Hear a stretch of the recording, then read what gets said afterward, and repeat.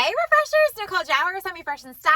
So want to chat 2020 with you guys because I keep hearing everyone say this phrase like, I just can't wait till 2020 is over. And like they think that everything that's gone wrong this year, that's been out of our control this year is just going to like magically disappear. So they're like, get rid of 2020 and let's welcome 2021. Like, okay, I kind of understand, like you're kidding or you're like making a suggestion, like the book's gonna shut, and like the book's not gonna shut. Like just because the year's over doesn't mean that it's gonna change. But I just kind of wanted to like go over a couple things that I struggled with this year, but like flip them. And I want you guys to do the same. So, you know, you hear me talk about it all the time, whether you journal, you pray, you write, you run, like listen to music, like whatever your stress relief is, like I just want you to zone into that, and I want you to figure out how to change those challenges and the negativity. And like, even though what happened, like some of us lost our jobs, some of us lost relationships, some of us lost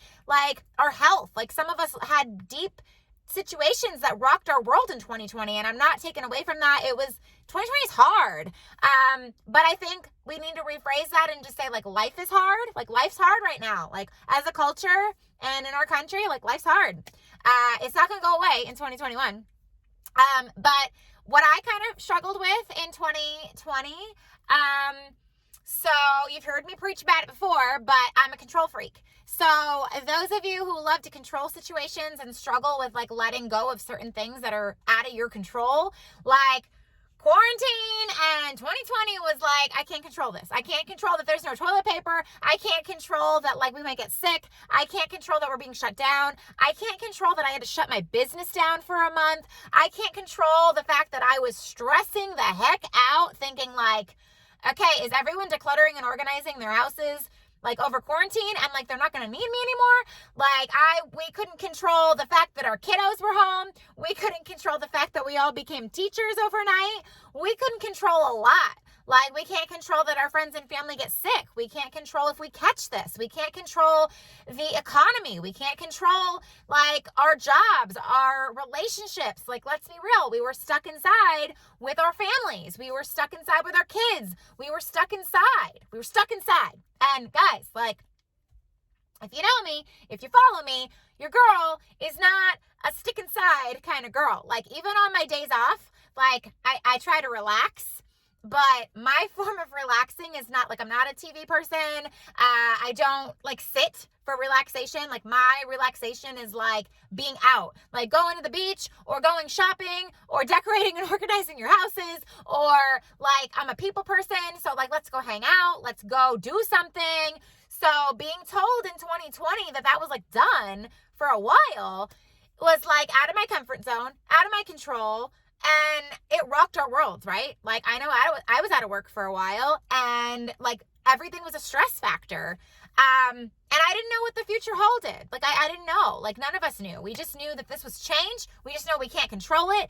And we got to know that, like, when we say we just want 2020 to end, that, like, our situations aren't going to magically end. When New Year's happens and New Year's, that ball drops and it's midnight and it's 2021, our life doesn't alter. It's not life altering. It's not going to change. But what we can change is we can change the fact of the choices that we're going to make and our attitude that we're going to have in the new year. And there's no reason why that can't start like today. Like we can start that in December 2020. We can make that, you know, I've been saying that to my friends and family like 3 months ago, 6 months ago. When you think about how long this all has been going on, it's been like the whole year. It feels like it's been 10 years. But I love Happy New Year. I'm not usually like a New Year's resolution girl. But I definitely use it in like a motivation way, and I just love reforming the way that I'm thinking. So, you know, my biggest struggle was staying home.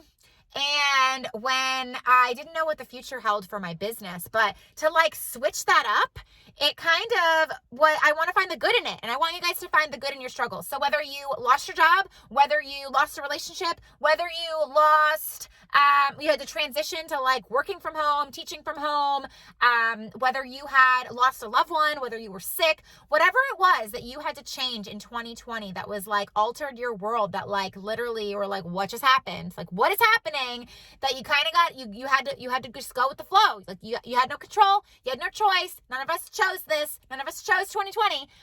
But we can choose our perception. We can choose our attitudes, and we can choose how we welcome the new year and how we respond.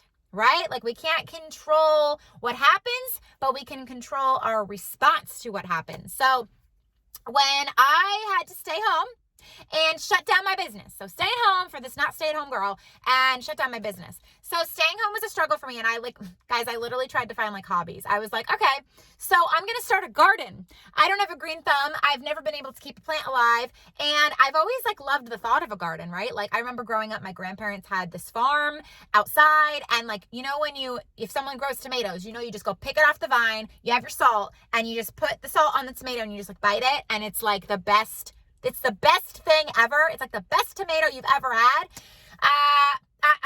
I didn't do that. It entertained us. We went to the store, we got the soil and we got the seeds, and my kids got the shovels, and we attempted to have a little garden in the backyard, but it didn't work.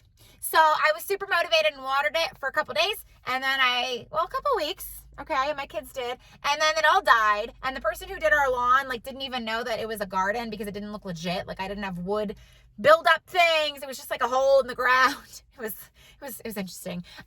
So he actually ran over half the plants that were growing. So they were gone.